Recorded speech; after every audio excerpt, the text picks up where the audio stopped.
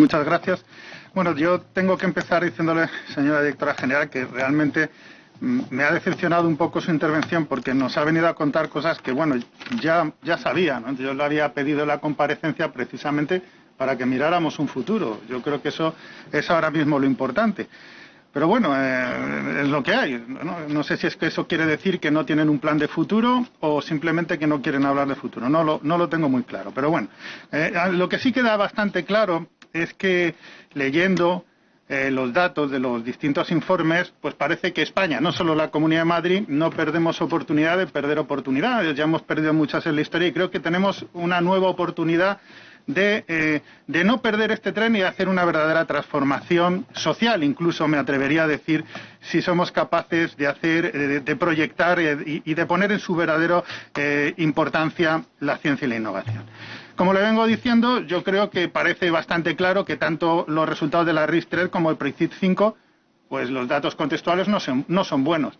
Fíjese, no le voy a pedir que los valore usted, porque no le he pedido que viniera para eso. Pero igualmente, cuando uno lee los datos anexos de la Estrategia Española de Ciencia y Tecnología, se vuelve a ver otra vez lo mal que está la Comunidad de Madrid. Hasta tal punto que, fíjese, aquí en uno de los informes que nos han dado ustedes, cuando se habla de las previsiones y de los objetivos establecidos en la política de la Comunidad de Madrid en el horizonte 2014-2020, pues para que se haga una idea usted, los niveles de PIB de inversión en ciencia, pues estamos a niveles del 2016, que es el 1,70. Es decir, llevamos como mínimo 4 años de retraso. Según esas previsiones tendríamos que estar en el 2,17 y son del 2020, es decir, que en un contexto de crecimiento económico los últimos años. No se ha hecho.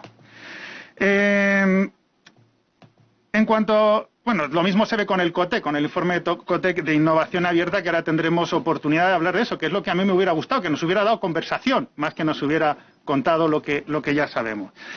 Bien, las apuestas, y me corrige si me equivoco, durante este periodo del PRICIT y de la RIS3 en Madrid, pues han sido fundamentalmente los programas 1, 2 y 3, de talento, fortalecimiento de los organismos y de proyectos de excelencia que han copado el 87% del presupuesto. Pero hemos dejado atrás los otros 3, ¿no? Creo que se le ha olvidado hablar del de gobernanza antes, bien, pero se nos han olvidado los otros 3, en especial el de transferencia de la innovación.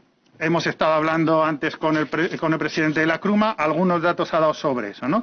Solo se ha ejecutado el 30%. Y es curioso porque cuando uno lee el informe de COTEC, precisamente donde hace incidencia es cuando nos compara con el modelo vasco, que la innovación y la inversión en I+D+I en el País Vasco triunfa porque precisamente se han focalizado, mientras que Cataluña y Madrid se focaliza en la investigación, digamos, básica en las instituciones universitarias, ellos lo han hecho sobre las empresas. Y ahí, fundamentalmente, quien ha tenido un papel fundamental, según parece, son los centros tecnológicos.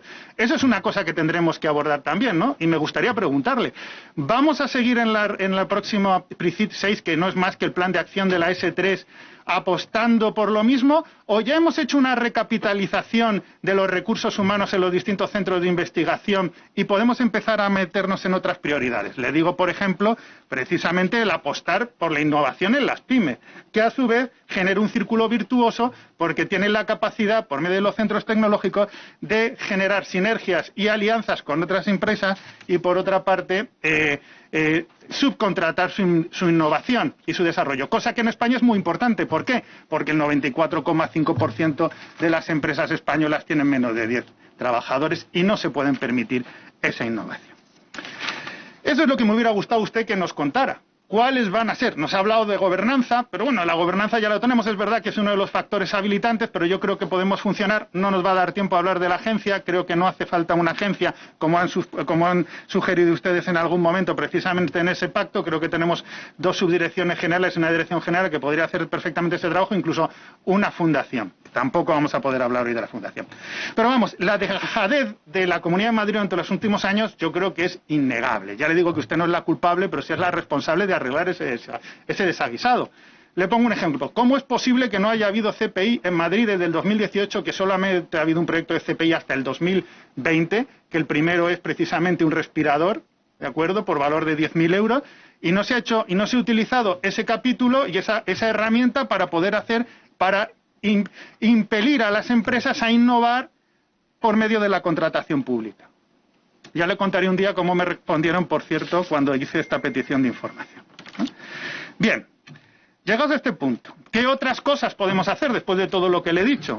Por ejemplo, podríamos, se lo he comentado antes de empezar la comparecencia, pues adecuar la ley 5/1998 en aspectos tan nimios, pero que pueden ser operativos tan importantes como la duración del PRICID. No tiene sentido que mientras que los programas europeos duran 6 años, los PRICID duren 4, ¿no?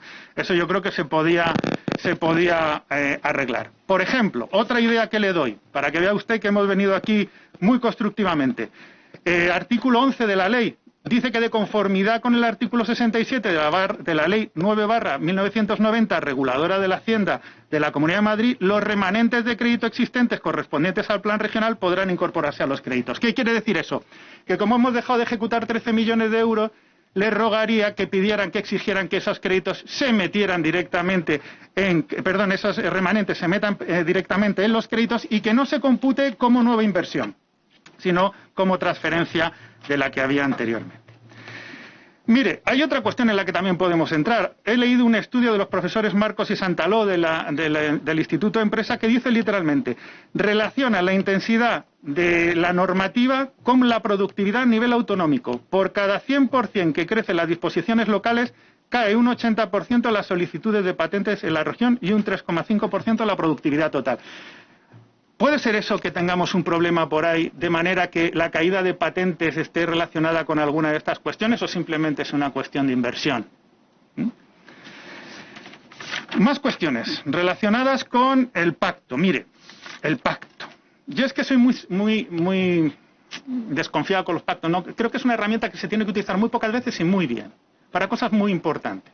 No por cualquier cosa. Mire, yo creo que el pacto, se lo voy a decir sinceramente, que ha presentado el Gobierno de la Comunidad de Madrid por la ciencia, es simplemente una cortina de humo para desviar la atención sobre el fracaso total que ha tenido la RIS y el PRICID y la situación verdaderamente dantesca que tiene la Comunidad de Madrid en temas de investigación, desarrollo e innovación. Pero no solo la Comunidad de Madrid, le quiero decir, por ejemplo, cuando tiene que acabar. Sí, acabo ya. Cuando empezó esta pandemia, ¿sabía usted que en España no había una sola empresa farmacéutica que hiciera vacunas para personas, que simplemente se hacían vacunas para animales? Esa es la situación en la que nos encontramos y por eso le he pedido que usted hoy, con su experiencia, con lo que sabe, nos diera las pautas para los próximos años. Y ahí sí será usted la responsable y la culpable. Muchas gracias. Mucho más interesante esta segunda intervención. Por eso yo le decía que lo que yo quería es que me diera esta conversación. Bueno, pues espero que sea esto un punto de partida y no un punto de llegada. Mire, les voy a leer algo, a ver si lo reconocen. Dice, la idea básica de que la investigación científica esté estrechamente unida a la innovación y esta a la mejora de la competitividad y la economía de la región, la creación de empleo, la mejora de la calidad de vida, para el fomento de ambas debe trabajar conjuntamente las administraciones, los centros de investigación y los agentes económicos y sociales. Se parte, por tanto, de la necesidad de un sistema de ciencia, tecnología y sociedad. Fomentar la investigación científica y la innovación tecnológica, estimular la cooperación entre administraciones, empresas, universidades y centros de investigación, contribuir a la difusión y aprovechamiento de la investigación y la innovación, potenciar la innovación de las empresas. ¿Les suena de algo? Bueno, pues esta es ni más ni menos que la Ley 5/1998 de hace un montón de años, es decir, que seguimos dando vueltas sobre lo mismo. Y venga pactos, y venga planes. No, vamos a ver. Señor del Gobierno, los pactos, tal y como están planteados, por una parte, está para no hacerse responsable de las políticas pasadas y colectivizar los posibles errores de las futuras. Por tanto, usted decía que recibimos menos fondos FEDER en esta comunidad, ¿correcto? Bien, pues entonces lo que tendremos que poner es más fondos propios. Y eso no son pactos, eso son políticas efectivas de I+D+I. Y eso es lo que ha faltado en esta comunidad. Y eso es lo que quiero que haya en un futuro. Claro, tenemos menos fondos FEDER porque somos más ricos. Lo que no tiene sentido es que en el periodo 2010-2018 la Comunidad de Cataluña bajó su porcentaje de PIB sobre investigación un 8%, País Vasco un 9% y la Comunidad de Madrid un 17%. Eso es lo que no puede ser. Por eso yo le animo, le pido, yo confío en usted, yo solo espero que le dejen, sinceramente se lo digo, que aprovechemos, que tengamos planes. Tenemos planes para aprovechar los proyectos de Next Generation, de la reconstrucción, de los fondos de reconstrucción de la Unión Europea. ¿Los tenemos o no los tenemos? Y si los tenemos, ¿en qué los vamos a emplear? Porque nos guste o no nos guste, esta pandemia ha sido horrible, estamos todo el día quejándonos, es verdad, ha sido terrible, pero también estarán ustedes de acuerdo que es una oportunidad que además no se va a repetir, espero, en muchos años es lo malo, y espero que en muchos años se repita lo que es la financiación, pero ya les digo que no va a ocurrir. Por lo tanto, esta es el quid de la cuestión. ¿Qué es lo que vamos a hacer? ¿Qué planes tenemos? ¿Y cómo lo vamos a invertir? Porque lo que ha pasado aquí durante muchos años es que no ha habido un plan. O sí, ha habido un plan, que es hacer todo lo contrario a lo que había que hacer. Por eso, como no le culpo a usted y confío en usted, le pido que tenga máxima diligencia en ese plan, en esos proyectos que tenemos para financiar y que van a ser el futuro de esta región. Muchísimas gracias.